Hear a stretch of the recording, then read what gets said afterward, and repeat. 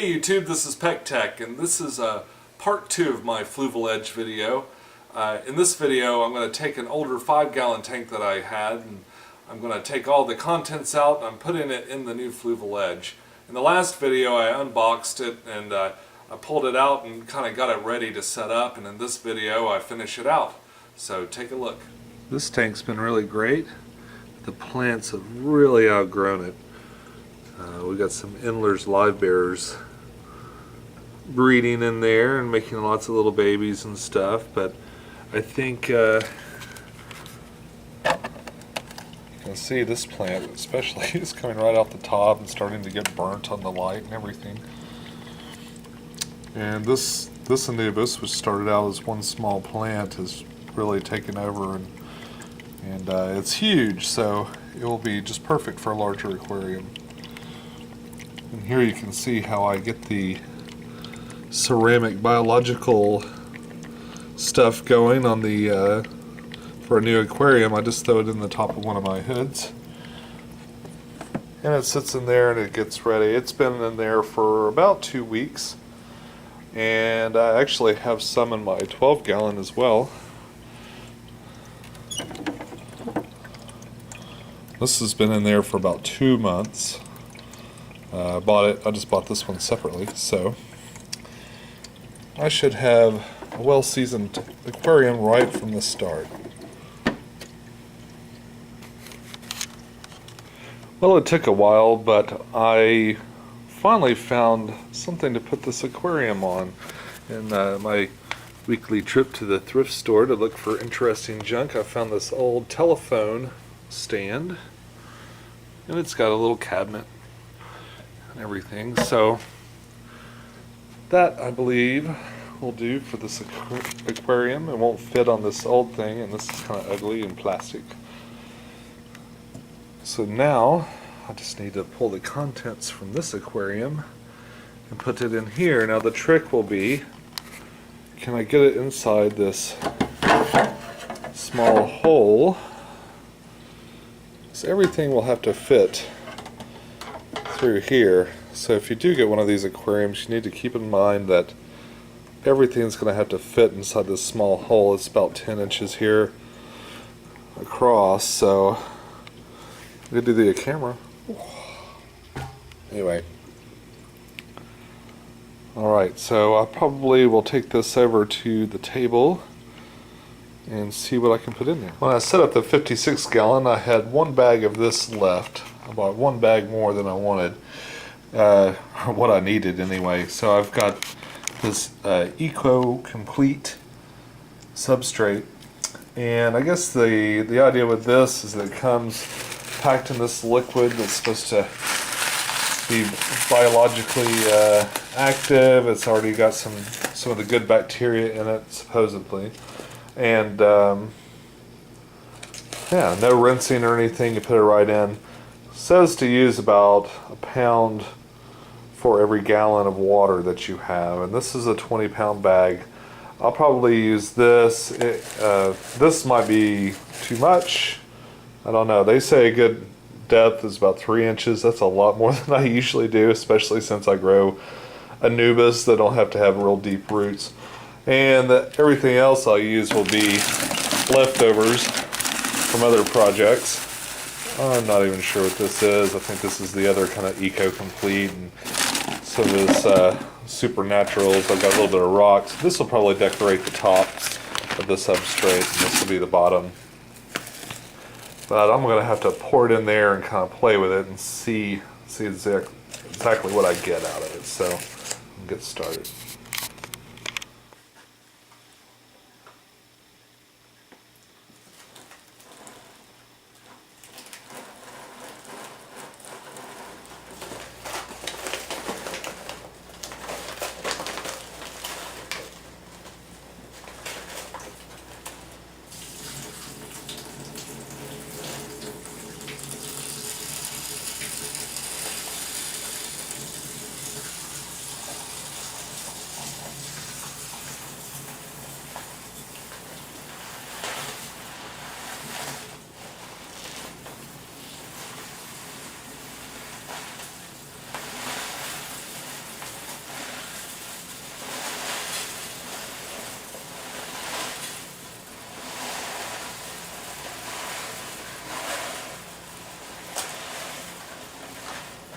Alright, so I was going to try to dole out just a little bit of this in at a time and see how I like, but as I was dishing it out I get a little impatient and decided maybe I'd just dump the whole bag. So one bag, this is going to be, you'll get a good idea of what one bag of Eco Complete will do inside one of these 12-gallon tanks. Next thing, I take my tool here and I'm going to spread it around.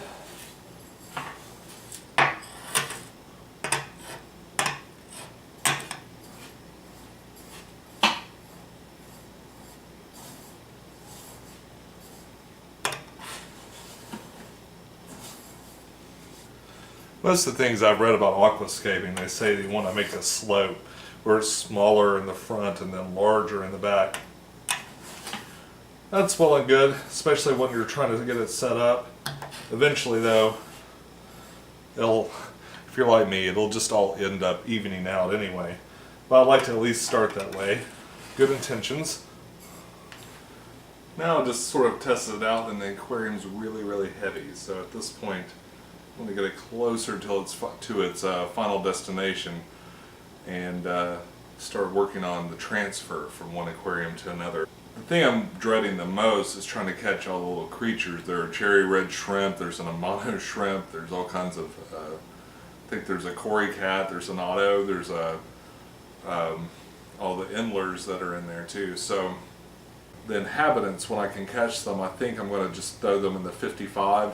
I don't want to just throw, even though I've got seasoned biological, I'm not going to put the entire contents of that tank into here, at least as far as the living creatures. That would be unwise. Even with seasoned biologicals elements, there's still a lot more to go for this tank before it'll be fully cycled.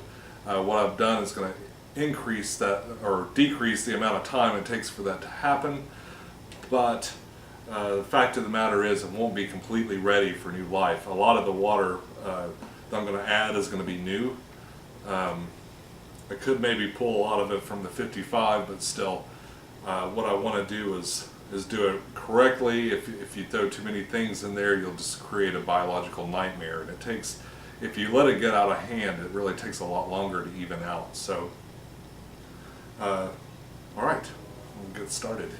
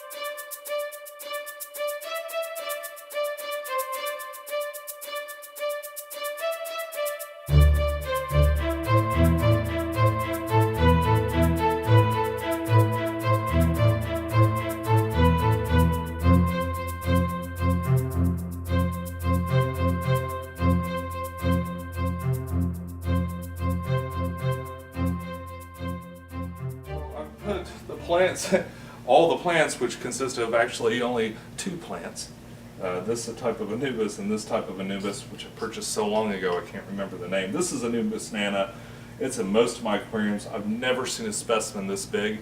I could have broken it apart and spread the plants all over, but it's really impressive. It's just one large, huge clump, and there's even a bloom coming up at the top, which will be the first bloom that this plant's ever produced. I've strategically put some river rock down here to kind of help with the roots. I put a piece of driftwood in here. It's going to be sort of eclipsed by the rest of the aquarium because it's such a large plant. And I've got this heater. This heater is probably going to be replaced. For now, I'm going to stash it behind the big Anubis. And I've just plugged in the light. Let's take a look and see how we're doing. Oh, that's the night light.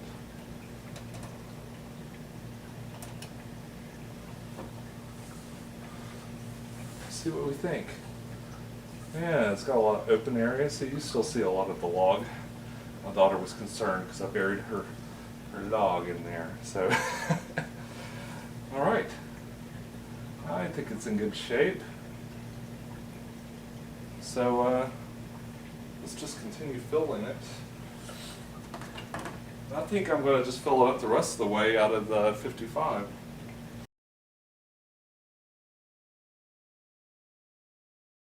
Alright, so I filled up the water. I filled it all the way to the top. I took that magnetic cleaner and sort of worked around, got the bubbles out of the top the best I can. There's actually some instructions I haven't read yet that explain how to do that better. I'll take a look at those and add some tips to the video later on if I think of what they are. So all that's left is to install the top and turn on the pump. And we'll see what we do. Oh, the other thing, I took the biological parts that I had in the other tanks and I added them to the filter just as I was filling this up. So hopefully that will keep this, or get the cycle for this going really quick. But only time will tell. So let's take a look. Well, here it is, the Fluval Edge 12 gallon. I've actually changed out the stand. I found another one a little bit later that I liked better, and I drained part of the water and went ahead and switched it over to this stand. So far so good. I've been testing the water daily. It's been up for about 2 weeks and everything seems to be working properly. The water's testing out nicely. I put some Endler's live bearers from the small tank that I replaced, and they're all doing very well. Since the water was doing really well, I decided to add a cockatoo cichlid because I really like those, and he's in here somewhere. And it's really good. Once I've had a chance to play with it for a little while, I'll be sure to post an update. But for now, that's all. Thanks for watching.